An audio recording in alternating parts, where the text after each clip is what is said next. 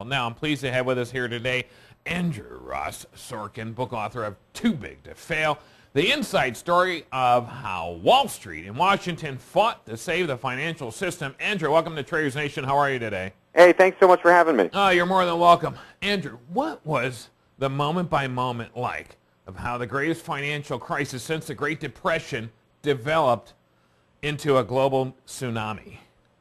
Well, I think, this book, the goal for the past year I've been spending trying to recreate sort of the moment-by-moment in the room so that you can become the fly on the wall. And I have to say, it was more remarkable and more dramatic than I ever thought it would be. I told my wife it's like a movie, and she said, no, it's like a book. Right. But, nice. You get to see sort of the emotional aspect of it. You'll see Hank Paulson literally vomit in the middle of a scene where he's worried that Morgan Stanley is going to go, then Goldman Sachs is going to go, and then, frankly, General Electric was going to go. I mean, he was taking phone calls from Jeffrey Immelt about what was going to happen to General Electric. So, we all woke up in September and thought this was a grand surprise. But I'm not sure we knew how big a problem it was, but I think we really were about to go off the cliff there. Well, one of the things you wrote about was that Tim Geithner had this sleepless night, and this is a quote, "We've got to get some foam down on the runway." And he said this to Paulson. Now, did they get enough foam on that runway?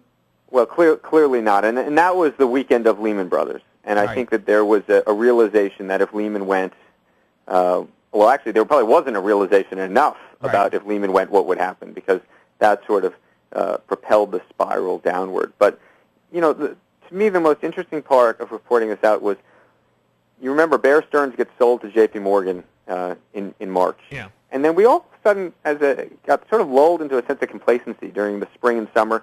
Lloyd Blankfein came out and said the worst is behind us.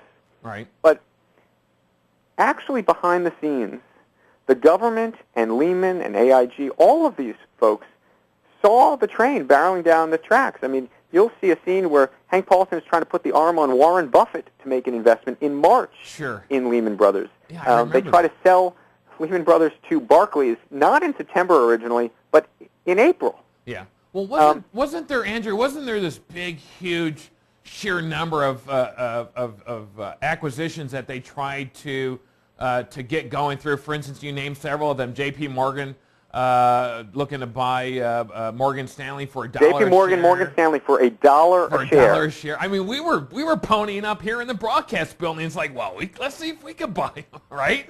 All right. It's remarkable. I mean, there was a moment, by the way, they were going to try to merge Goldman Sachs and Citigroup. Right. I mean, to think what would have happened if had that gone through. Right. And even Paulson tried to entice Lewis to buy Lehman. Yes. Amazing. Exactly. So here we have this chill that kind of had to have gone through these people that were on the forefront of this failing. Even back in the later fourth quarter of that year, I mean, they were looking at, didn't they halt money markets? Didn't they halt trading on that because there was a push to get out the door? Oh, absolutely. I mean, once Lehman went and once AIG went, the sort of cataclysmic failure across the board. Right. Earlier on the show today, we were talking about why they let Lehman go, but not the other ones. But I think Lehman was too early. That was early in the days. They had no idea what was in front of them until things started to crumble, right? Absolutely. And one of the things that's actually most remarkable was the fact that so many of the other CEOs, oddly enough, were telling the government that it was going to be okay. Interesting. That if you let Lehman go, we've already cleared out most of our positions. It's not going to be a problem. Yeah. And so I think the government at some level almost felt emboldened to allow it to happen. And also, you remember, there was so much political pressure on Paulson at that point. He had done Bear Stearns. That was very unpopular. He had just done Fannie and Freddie literally 7 days prior. Right. And so the pressure to let, I mean, there was an editorial in my newspaper, the New York Times, 2 days after Lehman, I'm sure we regret it now, that praised the decision to allow Lehman to go. Right. Well, you know what, though? I mean, it's still a free market society. Even after today, there's a lot of belief that's in that. And so free market society principles say, hey, listen, there's nothing too big to fail, and that's really what this title of the book's all about, right? So it was natural. It's a natural occurrence in a free market society. Would you agree with that, Andrew? Oh, absolutely. I think you want to have a system where you reward success, you do not reward failure. Right. And and by the way, that's where the disconnect is today in terms of the outrage. It's Right. just it's that disconnect. Right. But I think the one thing we've learned, and hopefully will get resolved in Congress, is that that the failure of a financial firm, unlike the failure of the laundromat on the corner, Yeah. really does have this trickle-down effect throughout the system. Sure. And we need to find a way to allow for orderly bankruptcies, Right. if you will, of these financial firms. And we didn't really have that because the Agreed. current bankruptcy code doesn't really allow for it to happen properly. All right. All right. So here I agree with that. We need orderly bankruptcies. We have to have some type of weeding of the herd. I mean, it's just that simple. We've got to get it cleaned out, get it behind us is what needs to happen there. All right. So what are some of the decisions that led up to this disaster that we saw on Wall Street and then on Main Street? Well, I mean, I think you could take the story back a good 10 years, but at base, it has to do with debt. You know, a lot of people talk about fancy financial engineers and scientists who are Sure. creating CDOs and debt upon debt and debt squared and all of this kind of business. But in the end, I don't think it was about the complexity of the product. Yeah. You know, you look at Lehman Brothers. It was they basically bought commercial real estate buildings. You understand, everyone understands that a building, and they just bought it at the wrong price. Right. And they used too much leverage, and that's what happened to the system. And I think the only way you're ever going to get back to a system that works and that feels like a semi-free market, by the way, Yeah. is you're going to have to delever, and you're going to have to require the banks to have more capital on their balance sheet. You need higher capital requirements. It's the only way. Well, Andrew, wasn't that part of the problem, though? I mean, that happened to just the average Joe on the street was just over-leveraged.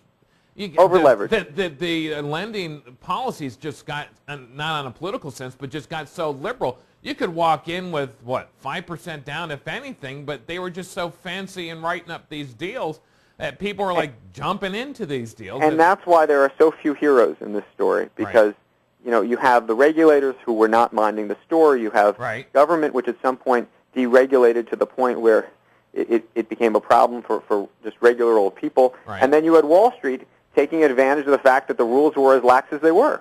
Right, right. I know of very few banks, and there was a lot of banks out there that got very liberal. And there's only a couple banks. I'm fortunate enough that my bank was a little bit, they stuck to their rules. They stuck to their principles as far as the lending was concerned, and they didn't take a hit as bad as it was. I'm not going to mention who they are, but nonetheless, they didn't. All right, so, Andrew, in your opinion, is there anything in a capitalist society that is too big to fail? Well, listen. I think a lot of these institutions are still too big to fail. But what I actually tell people, and about this book in particular, is that it's about people, frankly, who think that they're too big to fail. Sure. That's what it is. It's a drama in that respect. And I think the biggest thing we're going to have to change is the ethos on Wall Street. Yeah. And frankly, the ethos in Washington of just about how they approach making money, what their responsibilities are, and how it all works. Right. And you can talk about the systemic risk and institutions that are too big to fail, but at the end of the day, we really have to really change the culture. Right. I mean, you look at GMAC coming back, and they're coming in for the third dip. They weren't let to fail, and now they're relying on the government, and the government cannot let them fail. And now, that's the problem, huge because egg on their face, because now it's going to be this endless money pit or money well for them to reach into. Absolutely, and the thing is, these companies, in a way, they've almost hijacked the system. Right? They're holding us all hostage. Yeah. And by the way, that's why I think that this resolution authority you keep hearing about out of Bernanke and Geithner and Barney Frank that's going to be proposed in the next couple of days, I think is actually going to be enormously helpful, because it will allow you to actually let a company like a GMAC go bankrupt without necessarily killing the rest of the system. Right, and they can do it right and clean, if there's such a thing. Andrew, where can we find a copy of the Too Big to Fail? You can find it at your local bookstore. You can find it online, Amazon, Borders, B&N, all of that good stuff. Stay tuned. We'll be right back.